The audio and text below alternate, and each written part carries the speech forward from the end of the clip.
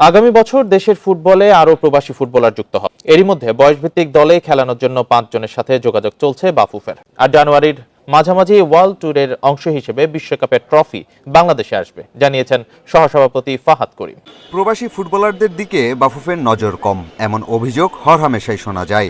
যদিও চলতি বছর জাতীয় দলের পাশাপাশি বয়সভিত্তিক দলে অনেককেই সুযোগ দেওয়া হয়েছে। এখানে অবশ্য থেমে থাকতে চায় না বাফুফে। আগামী বছর বয়সভিত্তিক দলের জন্য আরও 5 জন প্রবাসী ফুটবলারকে আনতে কাজ করছে।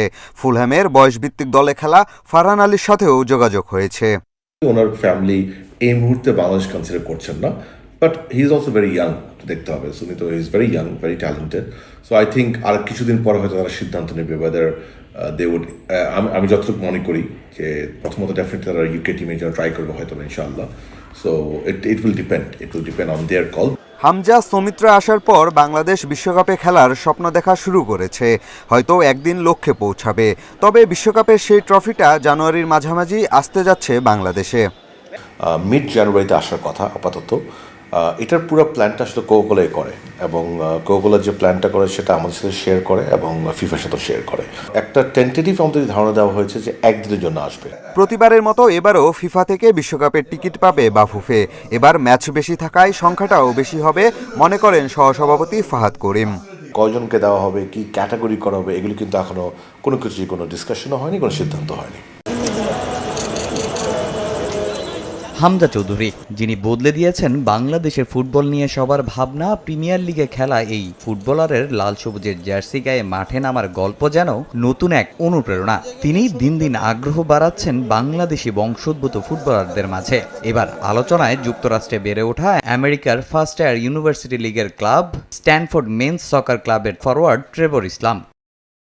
দুর্দান্ত ফিনিশিং ও পজিশনে ইতিমধ্যে নজর কেড়েছেন তিনি। লাল সবুজের জেনুইন নাম্বার 9-এর অভাবটা পূরণ হতে পারে তার মাধ্যমে। ট্রেভরের বাংলাদেশি পাসপোর্ট তৈরির কাজ চলছে পুরো দমে। ট্রেভর ইসলাম হচ্ছে ওই বাংলাদেশ ন্যাশনাল টিমের হয়ে খেলার জন্য আগ্রহ দেখিয়েছে, তো এই কারণে হচ্ছে। এবং ওর যেহেতু পাসপোর্ট নাই, ওর বাবার আর দাদার পাসপোর্ট আছে বাংলাদেশি, বাট এগুলো হচ্ছে হাতে লেখা পাসপোর্ট, অনেক বছর আগেই, যেটা কিনা ইনভ্যালিড হয়ে গেছে।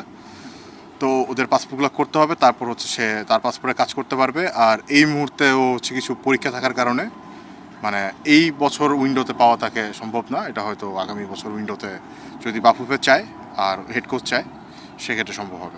আরেক প্রবাসী ফরওয়ার্ড জায়ান হাকিমের বিষয়েও চলছে আনুষ্ঠানিক প্রক্রিয়া। তবে রয়েছে কিছু জটিলতা। সব বাধা পেরিয়ে শিগগিরই তাকে দেখা যেতে পারে জাতীয় দলের জার্সিতে। জায়ান হাকিম নিয়েও কাজ করতেছিলাম বা এখনও করতেছি। তো কিছু কিছু বিষয় থাকে যেগুলো কিনা আসলে বলাটা সমীচীন না আমাদের পক্ষে, কারণ আমি মনে করি যেগুলো বললে প্লেয়ারদের প্রাইভেসি ব্রিচ হয়। তো ধরেন একটা কাজ একটু স্লো যাচ্ছে, মানে এই না যে আমরা ইচ্ছা করে কাজ স্লো করছি বা এখানে কোনো অন্য কোনো ইনফ্লুয়েন্স আছে বা অন্য কোনো কিছু একটা আছে যেটার কারণে কাজ হচ্ছে না, এমন বিষয়টা কখনোই না।